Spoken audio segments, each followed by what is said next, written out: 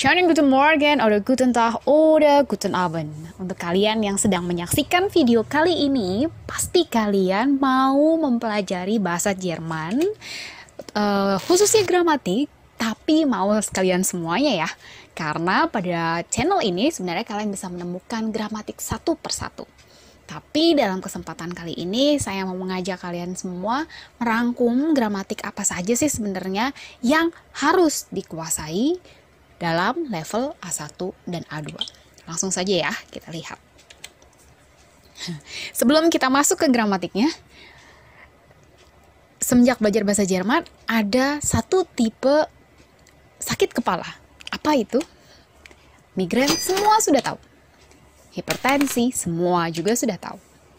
Stres, itu juga bisa menyebabkan sakit kepala. Tapi yang bisa menyebabkan sakit kepala secara keseluruhan, pusing 7 keliling adalah belajar gramatik bahasa Jerman.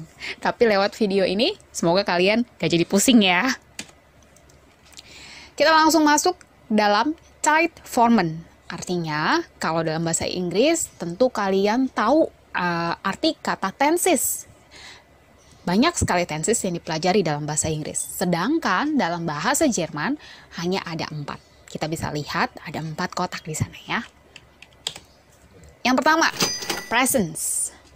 Presence ini yang harus dikuasai sejak awal. Apa sih presence itu? Presence adalah Zeitformen Gegenwart. Artinya kita membahas yang sedang terjadi saat ini. Contohnya ada ich bin, du bist, sie, es ist, wir sind, ihr seid, sie groß und sie klein sind. Tentu harus sudah tahu dulu ya personal pronomen dari mulai ich, du, saya, kamu, dia, dianya, termasuk artikel der, die, atau das, kami, kita, mereka, dan Anda. Lalu setiap kata kerja dalam bahasa Jerman itu kan berubah. Konjugasinya disesuaikan dengan subjeknya. Untuk contoh yang ada di sini, ini adalah contoh untuk kata kerja yang tidak beraturan, yaitu dalam infinitif sein. Sayangnya sein ini nakal sekali ya, jadi dia tidak pernah muncul dalam konjugasi di subjek manapun. Semuanya berubah. Nanti kita akan lihat lebih lanjut. Zeitformen yang kedua adalah preteritum. Kita masuk pada Zeitformen untuk menyatakan waktu lampau. Waktu lampau kita punya preteritum. Biasanya preteritum ini digunakan dalam bahasa tulisan. Bisa ditemukan dalam Märchen contohnya, dalam dongeng. Preteritum contohnya adalah ich war, du warst, sie, es war, wir waren, ihr wart, sie groß und sie klein waren. Waren ini dari mana asalnya? Ini adalah bentuk lampau dari sein. Kalau dalam bahasa Inggris, karena bahasa Inggris adalah bahasa asing yang sudah sangat familiar, kita bisa bandingkan sein adalah berfungsi sebagai to be. Jadi dalam bahasa Inggris kita kenal I am, zum Beispiel, ya, oder he is. Jadi nanti he was, gitu ya. Zeitformen yang ketiga adalah perfect. Dalam perfect, ini juga menyatakan waktu yang lampau. Bedanya kalau tadi preteritum dalam bahasa tulisan, perfect ini dalam bahasa percakapan. Ya, paling sering digunakan dalam kehidupan sehari-hari. Contohnya ada ich bin gewesen, du bist gewesen, sie, es ist gewesen, wir sind gewesen, ihr seid gewesen, sie sind gewesen. Ini semuanya masih dalam satu kata kerja, yaitu sein. Ini dalam bahasa Inggris kita bisa kenal ada verb 1, verb 2, verb 3 ya. Zeitformen yang keempat adalah Futur 1. Ini untuk menyatakan waktu yang akan datang. Ich werde sein. Ya, ich werde sein. Ciri-cirinya adalah menggunakan kata werden. Tapi untuk A1 dan A2 paling sering digunakan adalah present, Präteritum, und auch perfekt. Sekarang kita langsung membahas untuk Zeitformen yang pertama, yaitu present form, atau dengan kata lain adalah Gegenwart. Apa sih yang harus kita pelajari dari awal? Ada Konjugation, ada Sätzebilden, Negation, kapan pakai kein, kapan pakai nicht, und dann W-Fragen. Konjugation. Tentu waktu mempelajari awal bahasa Jerman, ini pasti berkenalan dengan yang namanya Konjugation. Karena kalau tidak akan bisa sampai membuat kalimat. Zum Beispiel, dalam konjugasi yang harus kita pelajari pertama kali adalah bahwa ada satu kata kerja dan terdiri dari dua hal, yaitu stam dan endung. Ya. Stamnya adalah kom, en adalah endung atau akhir. Nah, kommen ini artinya dia masih kata dasar. Kata dasar disebut infinitif. Jadi setiap kata dasar, setiap infinitif terbagi jadi dua, yaitu stam, suku kata dasarnya, kom, dan endungnya. Nah, konjugasi ini yang berubah adalah endungnya. Stamnya selalu sama untuk subjek apapun. Personal pronomen yang ada dalam bahasa Jerman ada ich, du, sie, sampai 3 yang di atas ini masih personal pronomen singular. Artinya masih subjek tunggal, orang tunggal. Ya, saya, kamu, Anda. Sie itu kan Anda secara formal, ya. RCS ini juga masih harus diingat kapan menggunakan er, kapan menggunakan sie, dan kapan menggunakan s, ya. Jika dia termasuk nomen der, maka kita ganti dengan subjek er. Jika termasuk nomen dengan artikel die, maka kita ganti personal pronomennya jadi sie. Dan jika itu adalah kata benda yang memiliki artikel das, maka kita ganti dengan s. Lalu 3 yang di bawah ini adalah plural. Wir, ihr, sie groß. Sie groß ini sie Anda dan sie yang mereka. Ada banyak sekali sie ya. Kalau dilihat dari personal pronomennya jangan langsung pusing. Sie yang pertama adalah Anda, tunggal. Sie yang paling bawah yang di samping sie yang kecil itu adalah Anda secara banyak, plural, ya. Sie yang di antara R dan S itu adalah dia. Sie yang paling bawah, S yang kecil, itu artinya adalah mereka. Jangan sampai salah. Kommen, tadi infinitifnya kommen. Stamnya adalah kom, maka di semua subjek kom akan muncul. Yang berbeda adalah pada akhirannya.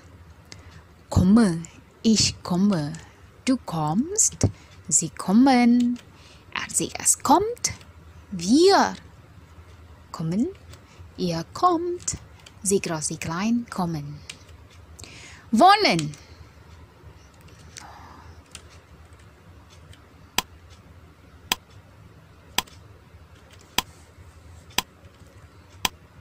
Tunggu sebentar. Kita ulang dari awal. Ada komm, ich komme, du kommst, sampai tadi pada sie kommen. Nah, untuk wohnen infinitifnya kan wohnen. Ich wohne. Du wohnst. Sie wohnen. RCS wohnt. Wir wohnen. Ihr wohnt. Dan sie groß, sie klein wohnen. Untuk konjugasi, tips dan triknya adalah hafalkan satu kata kerja berikut dengan perubahan dengan personal pronomennya. Contohnya adalah kommen. Silakan dihafalkan. Ich komme, du kommst, sie kommen, sie es kommt, wir kommen, ihr kommt, sie groß, sie klein kommen. Aturan ini berlaku untuk semua kata kerja yang beraturan. Jadi, kalau nanti bertemu dengan kata kerja yang asing, yang baru, dan itu kata kerja yang beraturan, kita pasti akan ingat. Misalkan di sini ada contoh kommen dan wohnen ya. Misalkan nanti bertemu dengan kata kerja trinken. Kita andaikan saja kita tidak tahu artinya gitu ya. Trinken, trink dan En ini kan endungnya. Berarti diminta membuat konjugasinya. Ich trinke, du trinkst, sie es trinkt, wir trinken, ihr trinkt, sie klein trinken. Dengan kita pegang satu, hafalkan satu kata kerja, otomatis kita akan paham dan nanti akan semakin ingat kalau untuk subjek ich, kata kerja itu endungnya apa sih, gitu ya. Jadi jangan dihafalkan S-T-E-N-T-E-N. Nein, das ist falsch. Berikut ini adalah tabel untuk kata kerja yang beraturan. Ya, ada trinken, gehen, machen, lernen. Tentunya kalau kalian mempelajari dengan tips dan trik yang tadi saya berikan, kalian pasti bisa mengubah semua kata kerja yang beraturan. Berikut adalah contoh kata kerja yang tidak beraturan, unregelmäßige Verben. Contohnya adalah sein. Ini yang kita sudah bahas dari awal tadi ya. Sein, ich bin, du bist, sie sind, ihr, sie, es ist, wir sind, ihr seid, sie groß, sie klein, sind. Haben. Nah, mulai dari kata haben, essen, dan sprechen, ini tidak senakal si sein, ya. Sein kan berubah semua dengan rot. Kalian bisa lihat warna merah, itu bisa dilihat dari atas sampai bawah, semuanya tidak ada yang muncul serupa dengan infinitifnya. Sedangkan pada umumnya sebenarnya kata kerja tidak beraturan itu yang perlu diperhatikan untuk subjek, ya. Untuk du dan RCS, orang kedua dan orang ketiga. Jadi contohnya adalah, kalau biasanya kita tahu stam plus T, ada kata haben. Pasti kesalahan dari awal, biasanya kesalahan awal adalah du habst. Padahal untuk du, haben, ini tidak ada B ya. Jadi langsung du hast, du ist, du sprichst, hat, ist, spricht. Seperti itu ya. Jadi perhatikan du dan RCS. Untuk selebihnya perubahannya sama seperti pada kata kerja yang beraturan. Nomor 2. Sätze bilden, membuat sebuah kalimat.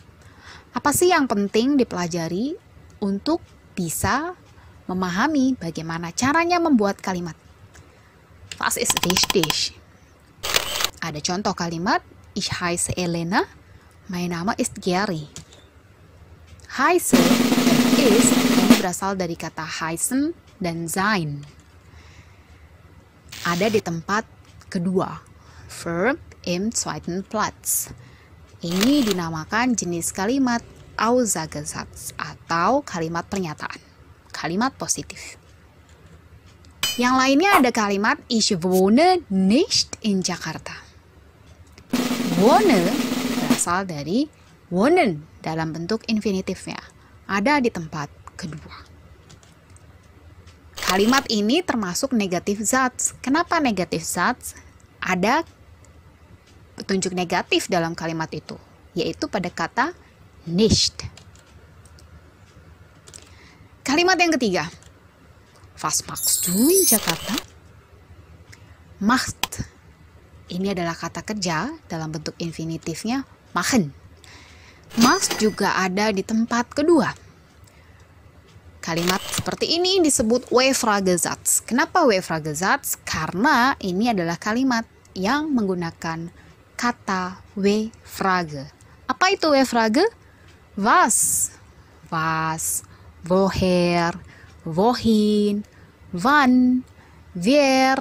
Ya, itu semua adalah W-Fragesatz.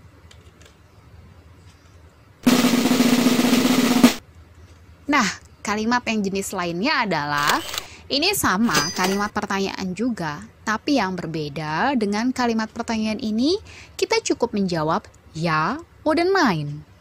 Kalau sebelumnya, was machst du in Jakarta, tentu kita tidak bisa menjawab ya, nein. Tidak ada jawabannya ya. Tapi kalau pertanyaan ini, wohnst du in Jakarta? Dalam bahasa Indonesia, kamu tinggal di Jakarta kan? Ya, kamu tinggal di Jakarta? Iya. Tidak. Ya oder nein. Berbeda dengan 3 kalimat yang sebelumnya, untuk kalimat seperti ini, kata kerja ada di posisi pertama. Verb im ersten Platz. Ini disebut Fragesatz, kalimat tanya tanpa W-Frage, dan hanya butuh jawaban ya oder nein. Kalau kita mau simpulkan 4 kalimat yang ada di dalam bahasa Jerman, kita masih bicara tentang present form. Heißt George. Ist nicht George. Ist George? Wie heißt heißt George, ini adalah kalimat positif. Ist nicht George, ini adalah kalimat negatif. Ist George, ini adalah kalimat tanya tanpa W-Frage yang hanya butuh ja oder nein. Wie heißt ini adalah W-Frage-Satz. Masuk ke yang ketiga. Berkaitan dengan tadi negatif Satz, kita membutuhkan kata nicht. Sebenarnya untuk membuktikan dia kalimat negatif tidak hanya dengan nicht, tapi ada kata negatif lainnya. Negation ada 2, kein oder nicht. Kapan sih pakai kein dan kapan pakai nicht? Tentu semua ada aturannya, ya. Berikut ini kita bisa lihat kapan pakai kein. Das ist kein Tisch. Da sind keine Tomaten. Das ist kein neues Buch. Nicht. Ich verstehe das nicht. Das Sofa ist nicht billig. Lernst du nicht gern Deutsch? Das ist nicht die beste Pizza. Das ist nicht mein Buch. Apa sih bedanya kein dan nicht? Tentu di sini kita tidak bisa bilang das ist nicht Tisch. Ada yang tahu? Oke, bisa disimpulkan untuk kein kita mau menegatifkan mejanya. Itu bukan meja. Itu bukan tomat. Itu bukan sebuah buku yang baru. Kita pakai kein. Artinya itu bukan buku. Itu bukan meja. Itu bukan tomat. Kein selalu berdampingan dengan kata benda. Untuk nicht, ini selain kata benda. Ich verstehe das nicht. Saya tidak mengerti hal itu. Das Sofa ist nicht billig. Sofa itu tidak murah, nicht billig. Dalam hal ini yang dinegatifkan adalah kata sifatnya. Lernst du nicht gern Deutsch? Kamu gak suka belajar bahasa Jerman? Yang dinegatifkan adalah gern, nicht gern. Gern, nicht gern. Jadi jangan katakan kein gern. Das ist falsch. Nicht gern. Das ist nicht die beste Pizza. Itu kan ada pizzanya. Kenapa jadi nicht? Karena yang mau dinegatifkan bukan pizzanya. Doch, das ist Pizza. Tetap itu adalah pizza. Yang mau dinegatifkan dalam kalimat nomor 4 adalah die beste. Die beste itu kan artinya yang terbaik. Nah, yang mau dinegatifkan di sini adalah itu bukan pizza yang terbaik. Itu pizza, tapi bukan yang terbaik. Yang terbaik itu ada yang di sebelah sana. Misalkan contohnya seperti itu. Das ist nicht mein Buch. Itu bukan buku saya. Ini kan ada buku. Kenapa jadinya nicht? Kenapa bukan kein? Karena sama seperti nomor 4. Yang dinegatifkan bukan nomennya. Yang dinegatifkan bukan bukunya, tapi mein. Das ist ein Buch. Aber das ist nicht mein Buch. Itu adalah sebuah buku, tapi bukan buku saya. Sampai sini paham ya? Contoh lebih banyaknya lagi adalah ich liebe ihn nicht. Sie sitzt nicht hier. Sie sieht nicht zu uns. Sie ist nicht glücklich.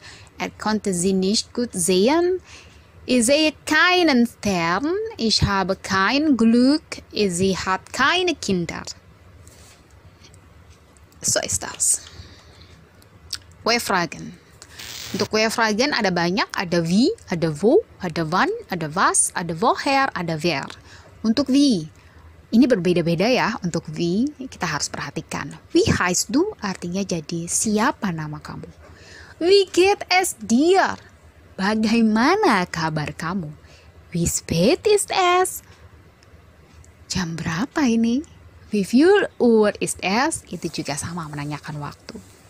Untuk we, arti sebenarnya adalah bagaimana, tapi begitu dia mendapatkan pasangan kata yang lain, artinya kadang bisa jadi berbeda. Wie heißt du? Tadi siapa? Wie geht es dir? Artinya adalah bagaimana. Wo? Wo wohnst du? Wo ist die Toilette? Wo ist der Bahnhof? Di mana? Wann? Wann beginnt der Unterricht? Wann treffen wir uns? Kapan? Was ist das? Was machst du morgen? Was magst du gerne? Was arbeitest du? Was sind Sie von Beruf? Artinya adalah apa? Woher? Woher kommst du? Woher kommen Sie? Dari mana? Wer? Wer ist das? Siapa? Dalam tabel yang ada di bawah, bisa diperhatikan lagi kesimpulan dari kita mempelajari kalimat. Wie, was, wo, dan W-frage yang lainnya ada di posisi pertama, lalu menyusul kemudian adalah kata kerja, kemudian baru subjeknya. Karena subjek tidak boleh jauh-jauh dari kata kerja ya, bolehnya di tempat pertama atau di tempat ketiga. Kita masuk dalam Vergangenheit, ada perfect form. Perfect mit dem Hilfsverb sein. Ada sein, bleiben, fahren, gehen, kommen, laufen, dan fliegen. Ich bin im Kino gewesen. Du bist zu Hause geblieben. Er ist mit dem Bus gefahren. Sie ist zu Fuß gegangen.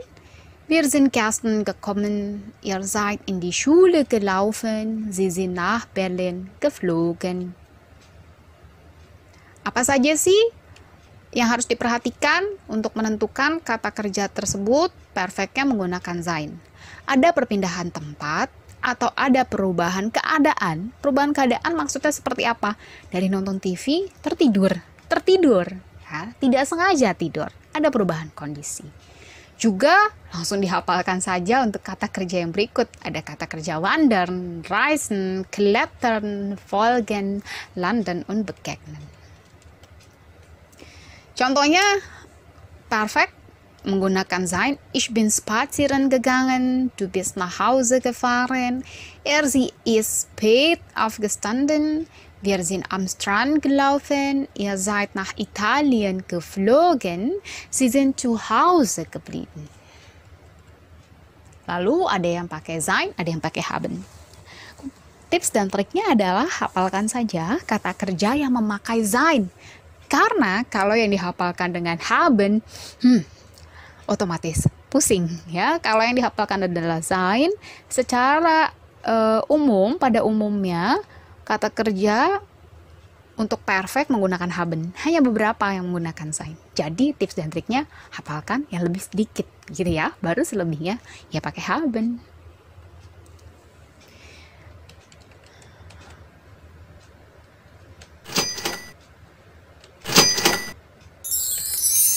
Ini contohnya.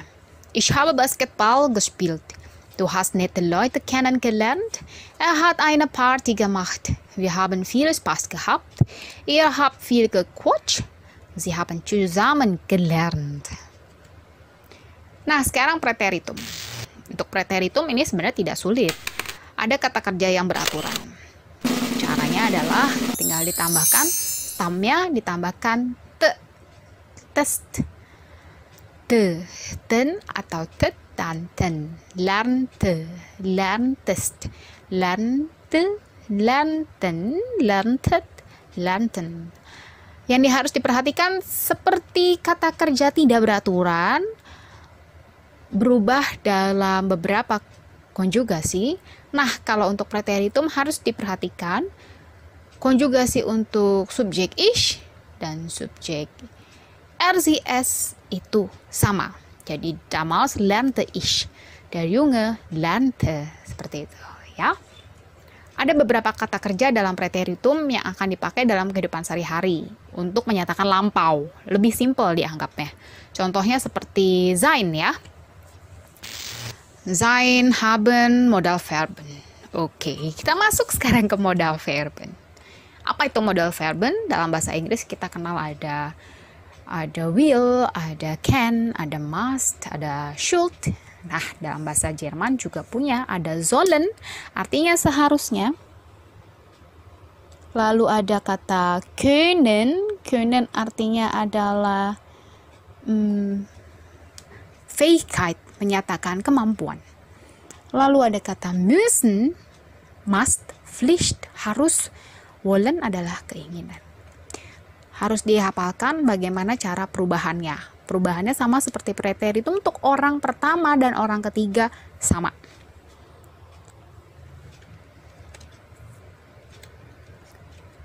Apa yang paling penting mempelajari modal verben? Modal verben ada di posisi kedua, lalu kata kerja yang lain ada di posisi terakhir. Ich spreche Deutsch, ich möchte Deutsch sprechen. Lihat ya, sprechen-nya jadi mundur ke tempat paling akhir dan dalam bentuk infinitif. Imperatif. Nah, imperatif di sini kalau untuk menyatakan kamu pergi, du gehst. Tapi imperatif untuk do-nya tidak perlu disebut. Endungnya juga, endung konjugasinya juga tidak perlu disebut. Jadi hanya stamnya saja. Geh, lüg nicht, reim auf.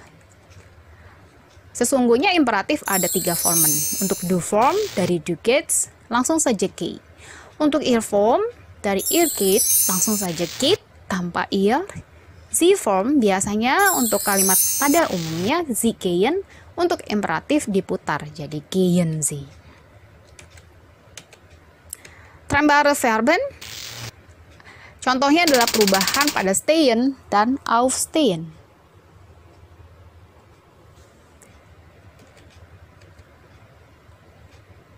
Apa sih yang dimaksud Trennbare Verben? Trennbare Verb adalah kata kerja yang mempunyai prefix dan bisa dipisah, auf dan stehen. Prefix dan verbnya. Nah, dalam penggunaannya, ich stehe um 6 Uhr auf. Prefixnya harus ada di ujung kalimat. Jadi yang ada di tempat kedua hanya kata kerjanya saja. Ini contoh-contoh untuk Trennbare Verb. Prefixnya adalah ab, an, auf, aus, ein, fern, mit, nach, vor, weg, zu, zurück, zusammen. Yang bukan Trennbare Verb tapi punya prefix, depannya biasanya be, and, m, r, ge, mis, ver, dan der. Zeit Präpositionen. Ini untuk preposisi waktu, jam, 17 Uhr. Am, untuk hari, am Dienstag. Von bis, dari sampai. Von 8 Uhr bis 16 Uhr. Seit, dari. Ist seit 4 Jahren, sejak. Ya, bukan dari sejak. Nach, ja, nach einem Zeitpunkt. Die Kinder dürfen nach dem Essen spielen. Setelah makan, boleh nih main. Gitu ya. Vor, berarti waktunya sebelum. Wasch euch vor dem Essen die Hände. Vor dem Essen, sebelum makan, cuci tangan dulu ya. Seperti itu ya. Gut, das wär's. Sampai di situ dulu pembahasan untuk gramatik A1 dan A2.